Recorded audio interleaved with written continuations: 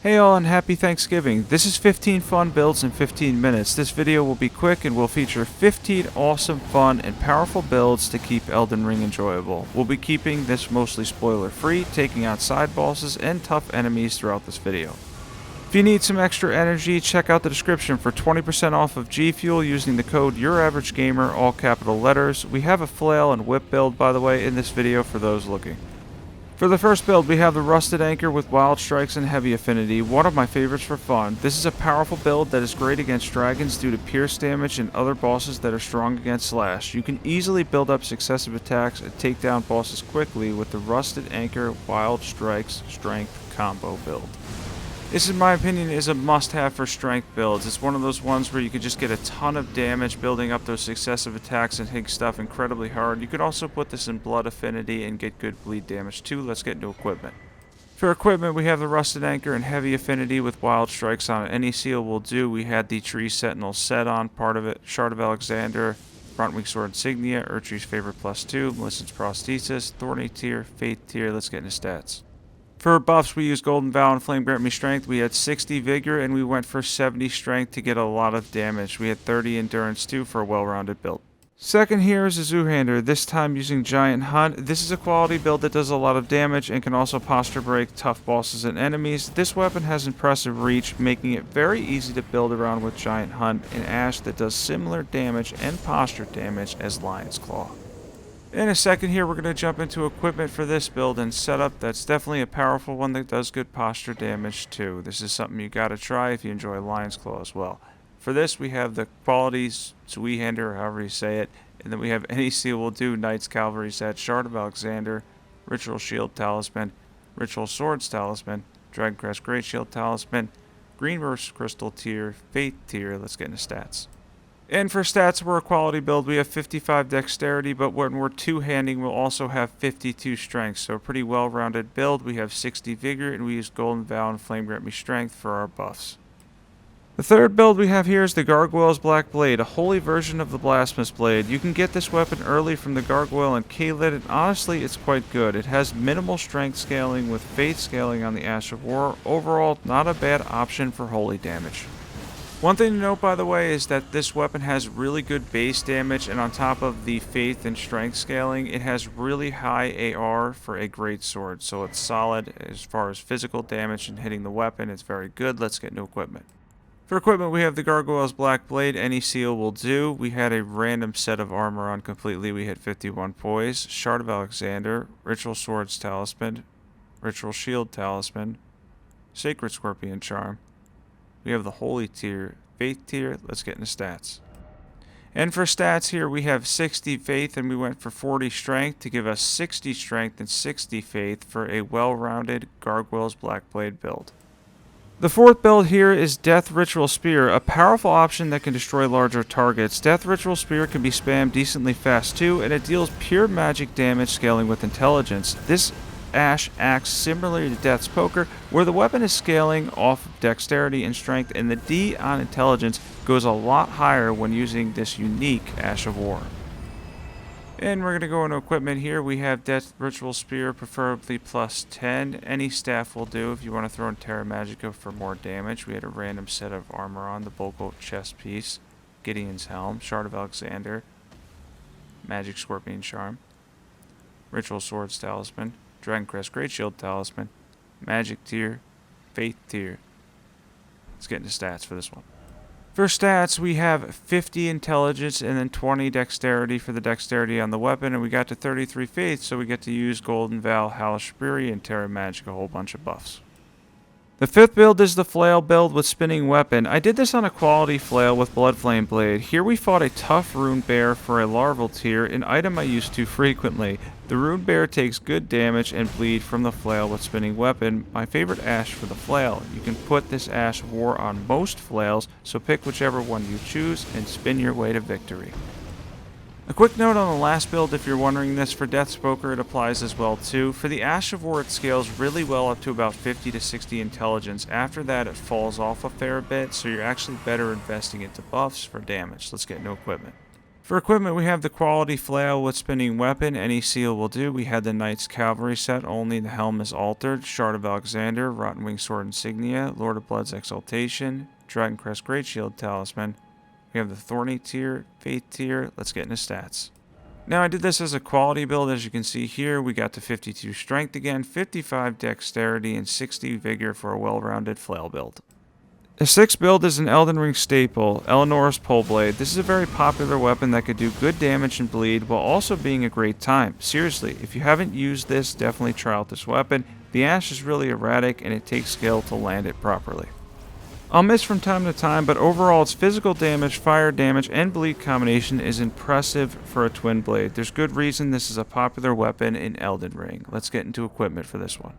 For equipment, we have Eleonora's Poleblade. We're using the Dragon Communion Seal maxed out because it scales with Arcane. We have the white mask on. We hit 51 poise. Shard of Alexander, Rotten Wing Sword Insignia, Lord of Blood's Exaltation, Melissen's Prosthesis, Thorny tier, Faith tier. Let's get into stats. We're using Golden Vow, Flame Grant Me Strength, and Blood Flame Blade. For Vigor, we're at 60. We have 45 Dexterity and 45 Arcane for a well-rounded build. By the way, I'll mention this later, but you can also run the Rivers of Blood with basically the same setup. Solid stats. Seventh build here is another popular weapon, the Reduvia. Since this build is really popular, I decided to give it some love on this list. The Reduvia can be grabbed early, and the Bandit class can even wield it without leveling. Pretty awesome. Yeah, for this run, especially early game, you can run through the early game pretty well with this weapon. You can get it in the ravine in a Gfuel lake, and as you can see on screen here, Bloodblade does a ton of damage, physical damage, and bleed from a distance. And then if you want to get up close, you'll get good bleed too, and dual wielding it is also solid. Let's get new equipment for this setup.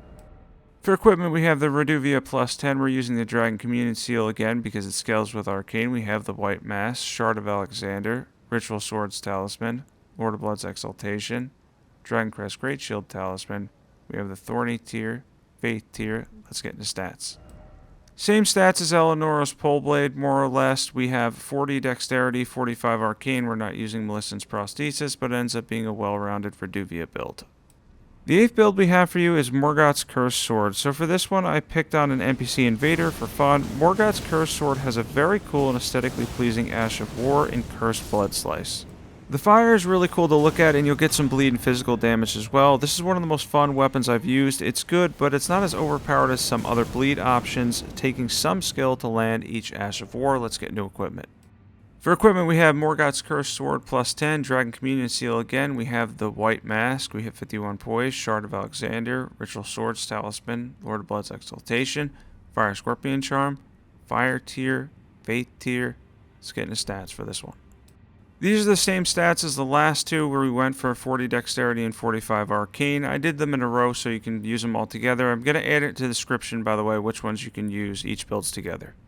The ninth build to make this fun list for Elden Ring is one I've been using a lot lately. No, I mean a lot. Ice Spear has become a pocket ash for me, having a ton of power and being able to switch to it on a Dexterity or a magic build. Its versatility is incredible. You can do frost damage from a distance, does pure magic damage, and can be spammed as much as you'd like. It's quite good to build around, and it's really good with the Guardian Sword Spear. It makes for a very good combination, powerful build. Let's get new equipment. Equipment, we have the Guardian Sword Spear and Magic Affinity with Ice Spear on it. Any staff will do. We hit 51 poise, Shard of Alexander, Magic Scorpion Charm, Ritual Swords Talisman, Dragon Crest Great Shield Talisman. We have the Magic tier, Faith tier for buffs. Let's get into stats. And for buffs, we're using Golden Vow, Halishaburi, and then we have Terra Magica. We have 60 Vigor, 50 Intelligence, 20 Dexterity, and then we got to 33 Faith, so we can do our buffs too. At number 10, Bloodhound's Fang makes it on this list. The Ash of War Bloodhound's Finesse is really cool, and you can add Blood Flame Blade and Greases to the weapon itself. This is also one you can have early game from the Everjail and Limgrave and can carry you through most of the game. This is certainly worth using and is always a reliable and powerful build to make Elden Ring a little less intimidating. In a second here, we're going to go over equipment for the Bloodhound's Fang build. For equipment, we have Bloodhound's Fang, preferably plus 10. We had a random seal. A weightless seal is always good. We had the Knight's Cavalry set on, only the helm altered. Shard of Alexander, Lord of Blood's Exaltation, Ritual Swords Talisman, Dragon Crest Great Shield Talisman, Thorny tier, Faith tier. Let's get into stats for this one. Now we're using Golden Vow, Flame Grant Me Strength, and Blood Flame Blade. For the stats, we went with our quality stats. We have 35 Strength, gets us to 52, 55 Dexterity, 60 Vigor, and ends up being a well-rounded and powerful Bloodhound's Fang build. At number 11, we have the Strength and Bubble build. This time not just focusing on the Ash, but going for solid AR on the weapon as well. We hit 60 Strength, two-handing this weapon while hitting 60 Faith with the Faith tier. That gives us the Bubble Bonk, over 700 AR with this weapon, which is awesome. So it's going to hit really hard too. And then you get the bubble power on the Ash. If you invest a lot in Faith, that part scales purely with Faith. Let's get new equipment for this one. For equipment, we have the Envoy's Longhorn plus 10. Any seal will do. We had a random set of armor on with the Envoy's Crown for the damage boost. Shard of Alexander, Ritual Swords Talisman, Ritual Shield Talisman, Sacred Scorpion Charm. Then we have the Holy tier, Faith tier. Let's get into stats. For stats here, we have 60 Vigor, we have 60 Strength when we're two-handing, and 60 Faith for a well-rounded build that focuses on AR as well as the power of bubbles. At number 12, I put in the Rivers of Blood because I haven't done an updated build for it, and a few of you have asked for one. This weapon is fun, sure, but it's still a far cry from its glory days.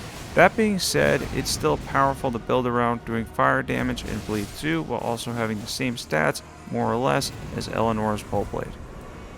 This is one I recommend if you're looking for something simple and reliable. It certainly fits that for sure. It's basically L2 spam. You can do a lot of damage with the L2. Let's get new equipment for this. For equipment, we have the Rivers of Blood plus 10, Dragon Communion Seal because it scales with Arcane. We have the White Mask, Shard of Alexander, Rotten Wing Sword Insignia, Lord of Blood's Exaltation, Listance Prosthesis, Thorny tier, Faith tier. Let's get into stats for this one. This falls in the same setup as Eleonora's Poleblade, where we have 45 Dexterity, 45 Arcane, 60 Vigor, and then we're using Golden Vow and Flame Grant Me Strength. You can ignore Blood Flame Blade, I just didn't unequip it, for a well-rounded Rivers of Blood build. At number 13, Death's Poker is amazing and is one of my favorite weapons. The damage cap or ceiling it has is insane. It's overpowered, no question. It's a little slow to use, but the Frost Trail is easy to use and does a ton of magic damage as well as frost buildup. This is certainly one that you can use late game too. It absolutely shreds some of the mid and late game bosses. Death's Poker, by the way, can be grabbed from the Death Burden K-Lid, which I believe there's ways to cheese, so you can also get this weapon fairly early too. But as you can see on screen here, the magic damage as well as the frost damage buildup is absolutely insane. Let's get new equipment for this setup. For equipment, we have Death's Poker, preferably plus 10. Any staff will do if you want to throw in Terra Magica. We had a random set of armor on. Shard of Alexander, Magic Scorpion Charm, Ritual Swords Talisman, Dragon Crest Great Shield Talisman, Magic tier, Fate tier. Let's get into stats for this one. For stats, we have the same as Ice Spear at 50 Intelligence, 20 Dexterity for a well-rounded Death's Poker build. At 14, we have the Starfist build using charge attacks with Braid. This can do great posture damage while also doing chunk damage. I like the Starfist a lot, being an upgrade from the Iron Ball that does bleed too. This is one of the few weapons in the game that is often reliable, primarily because they mostly lack reach. The Starfist makes up for that with bleed and posture damage. This can make for a really powerful build and is a direct upgrade, at least in my opinion, over the Iron Ball because you get the same relative posture damage with the bleed buildup too. Let's get new equipment. For equipment, we have the Starfist with Braid and Heavy Affinity. Any seal will do. We have the Tree Sentinel set on. I really like this armor set. Shard of Alexander, Ritual Swords Talisman, Erdtree's Favorite plus 2, Axe Talisman, Stance Breaking tier, Faith tier. Let's get into stats. For stats, we have 70 Strength, 60 Vigor, 21 Mind, 30 Endurance with Golden Vow and Flame Grant Me Strength as our buffs. At 15, the last one to make the cut is the Giant's Red Braid, so whips in PvE are not quite OP yet, but they can be good. They're just awkward to use at times. That being said, add in a Giant Seal and you basically can become the Fire Giant, mixing in something like Giant's Flame Take Thee or Burno Flame. It's a fun combo on the Ash that does physical and fire damage. This is a strength and faith weapon, so you can also switch to many other good weapons when running this whip build, and whips can be good for PvP as well.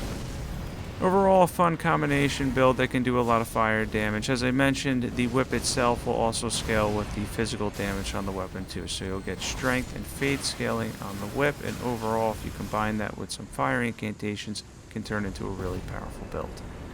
Let's get into equipment for this last build and setup. After we show off the ash one more time, of course. Alright, equipment. For equipment, we have the Giant's Red Braid at preferably +10. We have the Giant Seal. We had a random set of armor on. We hit 51 poise. We have the Shard of Alexander, Ritual Swords Talisman, Ritual Shield Talisman, Fire Scorpion Charm. We have the Fire tier, Faith tier. Let's get into stats. For stats, when two-handing, we get to 60 Strength, and we get to 60 Faith with the Faith tier. Golden Vow and Flame grant me Strength are our buffs, and Giant's Flame take thee.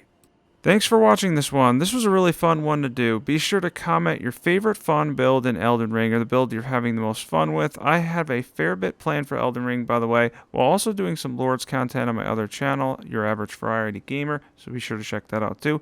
Happy Thanksgiving for those who celebrate, and hope everyone has an amazing and relaxing day. Be sure to sub, and see you all soon.